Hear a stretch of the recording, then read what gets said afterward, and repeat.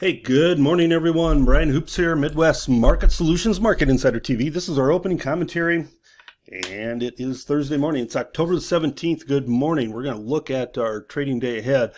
No export sales this morning because of the holiday, so we are delayed till Friday morning. We'll talk about exports. We will have weekly EIA report today, and I believe that's at 10 o'clock Central Time this morning. That's delayed from Wednesday. So, I'll be on RFD TV this morning, as well as Friday and Monday morning. I was on their Commodity Wrap podcast. Hope you have a chance to look at that from last night, as that's a lot of fun podcasts to do, as well as the TV segments talking about these markets. So, question for the bulls, who all said that the lows were in from August. Are you sure? That's going to be a question that we're going to talk about and try and get some answers here this morning. Overnight markets, this dollar 21 ticks higher. This is a problem. We've been talking about this is going to be a problem, and it is a problem. As that dollar continues to tick higher, it is a signal to some of the fund managers, traders, to pair their positions in long grain and commodity futures. So this dollar is continuing to tick higher. We're going to run into a little bit of a cluster of resistance and a gap at 30 points or so higher that could slow the upward movement. But you see silver on the defensive, gold only a couple dollars higher. Meanwhile, crude oil a little bit firmer, stock market nice and strong this morning up near the old highs.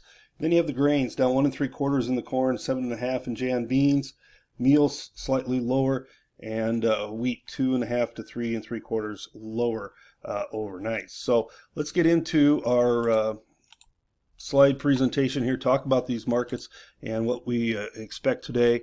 There's a list of our offices around the Midwest. We're definitely represented in the upper Midwest as far as office locations go, and invite you to check us out online at MidwestMarketSolutions.com. All right, regular rain still in the forecast for this week and in the 6 to 10 day outlook. For Brazil, Argentina, it is restoring their subsoil levels, definitely needed, and giving producers an incentive to go ahead and get this crop planted. They're going to be continuing to plant this crop, I believe, and really not seeing much of any real setbacks at this point in time. A lot of confidence has been restored that regular rains will fall during their monsoonal season here while they're planting. Here in the U.S., it's warm and dry over most of the Midwest next 10 days. That should allow active harvest pace to continue. There is some rains in the forecast for the plains and the dry winter wheat belt. Wednesdays, corn export sale announcement. I always do these prior to the 8 o'clock opening of the markets. So private export sale announcements, we update on Twitter and text service, that sort of thing. So sign up for those services if you haven't already. But the export sale announcement yesterday was 1.623 million tons of corn. It was to Mexico, and it was the fourth largest corn sale in history, provided us some incentive to trade higher in the corn market. Mexico is on pace this year, similar to last year's record import pace. They are buying a massive amount of corn, not only on a worldwide basis, but mostly from the United States. And they're our number one buyer far and away last year, this year. And it's great to see that they're on a record pace buying U.S. products here. So overnight, Jan beans pushed to new lows and the lowest level since August 26. So they closed at 986.5. The support here is those August lows that I referenced earlier at 973.5. Those are going to be in jeopardy coming up here, maybe today, but probably ahead of the weekend, as long as those weather models in South America continue to look wet. We're going to go test those lows, and I don't think that's going to stop us. I think we are headed to new lows. I've been saying that all rally. I didn't believe that rally was going to be able to be sustained.